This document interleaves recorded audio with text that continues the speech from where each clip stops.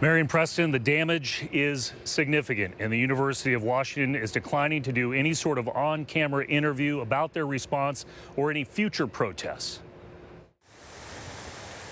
On the surface, the UW still shines bright from the mountain to the fountain, but it's a darker picture inside the sparkly new Interdisciplinary Engineering Building, or IEB. Broken windows, glued and unhinged doors, and a machine lab heavily damaged with targeted messages left behind. After a group of black-clad protesters and vandals took over the building.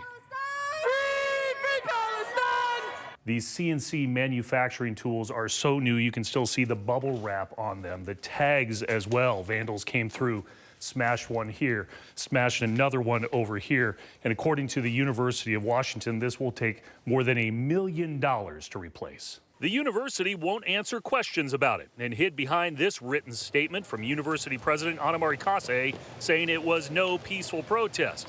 UW police took a pass. Hi, it's Chris Daniels from Como News. I was just looking to talk with maybe the PIO about what transpired last night on campus. Referring to university spokesperson Victor Balta. Yes, I know who Victor is. Who also stayed behind a keyboard at Gerberding Hall. Hi, it's Chris Daniels from Como News looking for Victor. Yeah, I've tried emailing already, so I'm happy to leave a message. And asked for written questions, as the university community could only wonder. It says closed. And argue about yet another destructive event on an otherwise peaceful campus. So what do you think about all that? I don't think it's really okay. Boeing is using students' work to build weapons that are then being used on the occupation and the genocide of Palestine right now. A debate that will likely continue.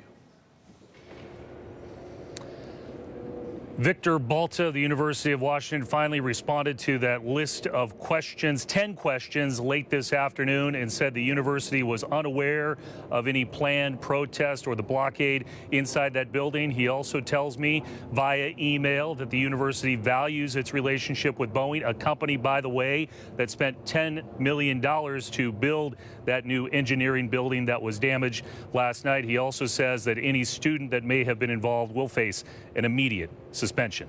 Mary? Chris, going back to the vandalism, this is a brand new building. How long will it be closed? Again, according to Balta via email, that building will be closed through at least the end of this week. But you can see by the damage, especially in that machine lab, it looks like the rest of the building will be at least out of commission through the end of this year.